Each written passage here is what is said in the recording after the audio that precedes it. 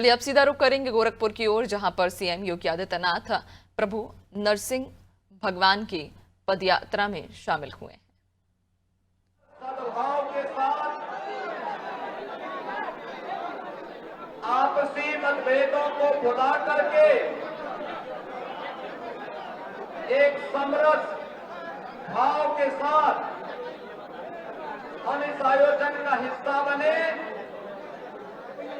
और होलिकोत्सव समिति के इस आयोजन में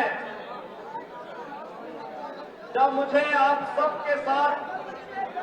इस आयोजन का हिस्सा बनने का अवसर प्राप्त हुआ है, मैं आप सभी को,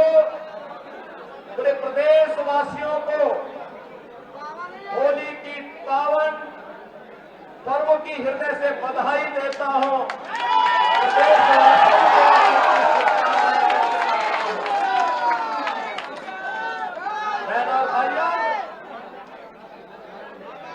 पर्व और त्योहारों की ऐसी परंपरा दुनिया के पास किसी भी अन्य देश में, किसी भी अन्य जाति मत या मजहब के पास नहीं, जितनी समृद्ध परंपरा सनातन धर्म के पास है। सनातन धर्म की ताकत ही हमारी आस्था है और आस्था की आत्मा है हमारे पर्व और त्योहारों में। इन पर्व और त्योहारों के माध्यम से ही भारत आगे बढ़ता है। पूरे देश के अंदर उत्तर से दक्षिण तक, पूरब से पश्चिम तक वर्ष भर उत्साह और उमंग के साथ इन उत्सवों के साथ जुड़ने का अवसर भारतवासियों को प्राप्त होता है। और इसीलिए तो भारत की पौराणिक गाथा इस बात को कहती है कि दुर्लभम भारते जन्म मानुषम तत्र दुर्लभम, यानी भारत में जन्म लेना दुर्लभ है और उसमें भी मनुष्य के रूप में जन्म लेना और मनुष्य के रूप में भी सनातन धर्मावलंबी बनकर के जन्म लेना और भी दुर्लभ है। और ये आपने देखा होगा, जो लोग सनातन धर्म को कोसते थे, जो लोग कोसते थे, उन्होंने सनातन धर्म की भी और भारत की सामर्थ्य भी प्रयागराज महाकुंभ के माध्यम से देखी।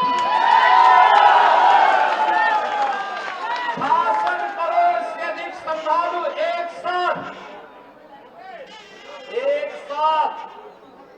एक घाट पर आकर के, त्रिवेणी के महासंगम में आकर के महास्नान का पुण्य का भागीदार बना है।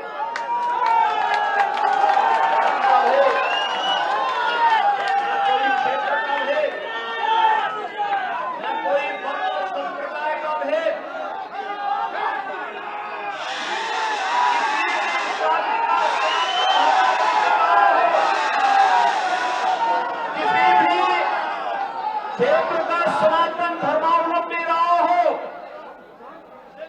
किसी भी भाषा का सनातन धर्मावलंबी रहा हो, भारत में रह रहा है तो, भारत के बाहर में है तो आकर के मां गंगा, मां यमुना और मां सरस्वती की प्रेम त्रिवेणी में आस्था की पावन डुबकी लगा करके पुण्य का भागीदार बना है और अपने जन्म और जीवन को धन्य धन्य कह करके सभी को साधुवाद दे करके व्यवस्था से लोगों के प्रति साधुवाद दे करके फिर अपने गंतव्य की ओर प्रस्थान कर दिया। अद्भुत आयोजन था, अद्भुत आयोजन था। और बहनों और भाइयों, दुनिया विस्मयकारी भाव के साथ, दुनिया गोकुल की निगाहों के साथ, दुनिया इसे इस अकाल्पनिक अविस्मरणीय और अद्भुत घटना को देख करके भौचक थी। लेकिन सनातन धर्म के अनुयायी उत्साह और उमंग के साथ तब भी थे जब प्रयागराज की धरती से एकता का संदेश गूंज रहा था और उसी एकता के संदेश को लेकर के होली जैसे पावन पर्व को हमें आगे लेकर के चलना है। जो हमें मानते थे कि हम विभाजित हैं जाति के नाम पर,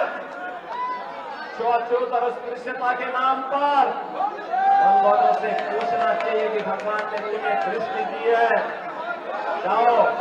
तुम हमें बदनाम करते थे, हमारे सनातन धर्म को बदनाम करते थे, तुम्हें देखना है तो प्रयागराज के संगम में आकर के देखो कौन जातिवाद थी, कौन छुआछूत था, कौन अस्पृश्यता थी। वहां तो राष्ट्राध्यक्ष हो या एक सामान्य गांव का निवासी, वहां पर कोई बड़ा सा बड़ा धर्माचार्य रहा हो या गांव में निवास करने वाला एक सामान्य योगी सन्यासी, इन सब ने एक ही संगम में जाकर के मां गंगा के प्रति कृतज्ञता ज्ञापित करते हुए आस्था की पावन डुबकी लगाई है। कौन लोग हैं वे बांटने का काम कर रहे हैं? ये वही लोग हैं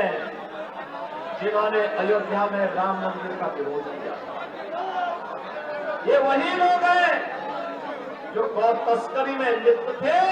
और गौ हत्यारों को प्रश्रय देकर के उन्हें सत्ता में भागीदारी बनाते थे। ये वही लोग हैं जो बोलते हैं कि भारत कभी विकसित भारत नहीं हो सकता। बहनों और भाइयों, इन लोगों की मंशा देश के प्रति, सनातन धर्म के प्रति जग जारी रहे और इसीलिए मैं आप सबसे कहने के लिए आज आया हूं कि पर्वों की परंपरा को आगे बढ़ाना और मर्यादा पुरुषोत्तम भगवान श्री राम ने तो हमें मर्यादा का ही पाठ पढ़ाया है। मर्यादा के पथ पर आगे बढ़ेंगे, लक्ष्मण रेखा का उल्लंघन स्वयं नहीं करेंगे। प्रयागराज महाकुंभ ने संदेश दे दिया है, 66 करोड़ 30 लाख से अधिक श्रद्धालु आते हैं, लेकिन एक भी छेड़छाड़ की घटना नहीं, एक भी लूटपाट की घटना नहीं, एक भी कोई ऐसी घटना नहीं